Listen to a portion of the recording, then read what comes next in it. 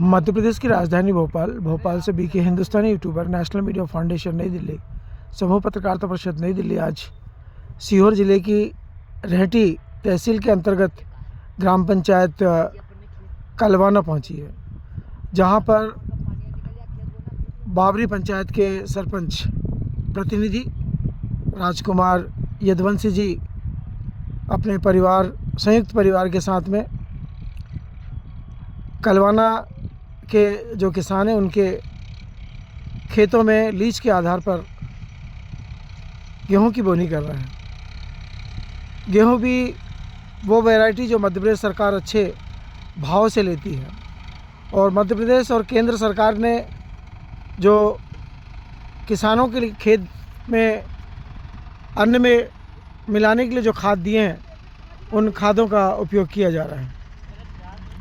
18 एकड़ का यह लीज 1 साल का लिया गया है, और सामने में ही पंचायतों को जो जल नल योजना के अंतर्गत पानी की जो टंकी दी गई है, उसका आपको दृश्य हम दिखा रहे हैं कलवाना का। और पास से ही भैरुंदा से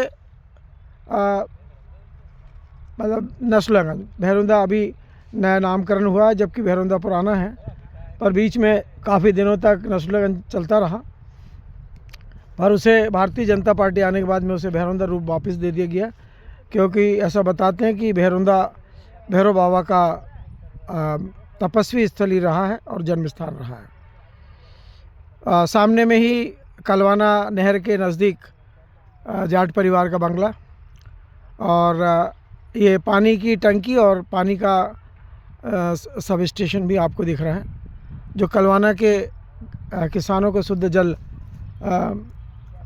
भेजता है। सामने नीलगिरी का पेड़, और अभी इस खेत को तैयार कर लिया गया है, और बोनी के बाद में इस पर पानी छोड़ा जाएगा। और कई किसान पानी डालकर बतर आने के बाद में बोनी करते हैं, और जो बड़े किसान हैं वो बोनी करने के बाद में पानी भेजते हैं। अभी वर्तमान में मध्य प्रदेश सरकार और केंद्र सरकार के सहयोग से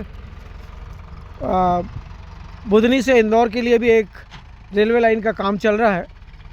जिस समय मध्य प्रदेश में शिवराज सिंह चौहान मामा जी मुख्यमंत्री थे, उसी बीच यह रेलवे लाइन की योजना बनी, जो इस क्षेत्र को विकसित भारत में जोड़ेगी।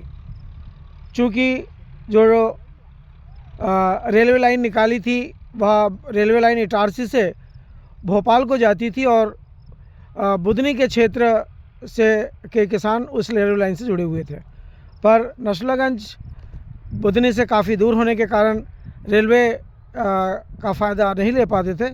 इन सभी को ध्यान में रखते और किसानों की मांग को ध्यान में रखते हुए शिवराज सिंह चौहान की सरकार ने, मामा जी ने बुधनी से इंदौर रेलवे मार्ग प्रस्तावित किया, और केंद्र सरकार ने उसे अनुमोदित करके काम चालू कर दिया। ऐसा सुनने में आ रहा है कि भैरुंदा रेलवे स्टेशन जंक्शन के रूप में रहेगा, ऐसा रेलवे अधिकारी बता रहे हैं।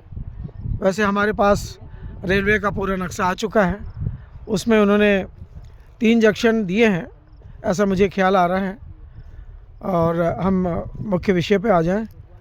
आप ये जो खाद देख रहे हैं, इस खाद के बारे में हमने इससे पहले भी आपको जानकारी दी। ये जो पैकेट में और बॉटल में जो खाद दिख रहा है, इनके जो प्रतिनिधि हैं उनसे हमारी चर्चा हुई थी, और उस खाद के बारे में हमने अपने चैनल के माध्यम से किसानों को प्रस्तावित किया था कि इस खाद का आप उपयोग कीजिए। क्योंकि जितने लोग भी इससे जुड़े हुए हैं, सभी चैनलों के माध्यम से जुड़े हुए हैं, और एक एक प्रतिनिधि एक साल में 1-1 लाख रुपए केवल इन खादों के वितरण में कमा रहे हैं, और स्वयं भी इसका उपयोग कर रहे हैं। उम्मीद है कि इस खाद के बारे में हमने जो पिछले अपने चैनल में दिखाया था, उसको आपने देखा भी होगा और समझा भी होगा, और उपयोग में भी ला रहे होंगे, ऐसा हम ऐसी उम्मीद करते हैं। अब देखिए, जो किसान इस खाद का उपयोग कर रहे हैं, इस कंपनी के प्रोडक्ट का उपयोग कर रहे हैं वो भी यहाँ पर मौजूद हैं, और वे भी इस कंपनी के एक प्रचारक भी हैं और डिस्ट्रीब्यूटर भी हैं, छोटे से किसान भी हैं, डिस्ट्रीब्यूटर भी हैं।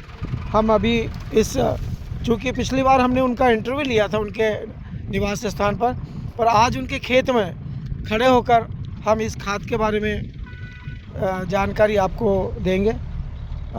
अभी वो बोनी में लगे हुए हैं, शायद कुछ देर में आते हैं तो फिर उनसे इस खाद के बारे में जानकारी लेंगे। ये देखिए, जैसा कि पिछली बार आपको हमने बताया था, उनकी जो बोलेरो है, बोलेरो के ऊपर में ये पैकेट रखे हुए थे और इस खाद के बारे में उन्होंने जानकारी दी थी आपको। अब ये प्रैक्टिकल के रूप में आपको हम बताएंगे।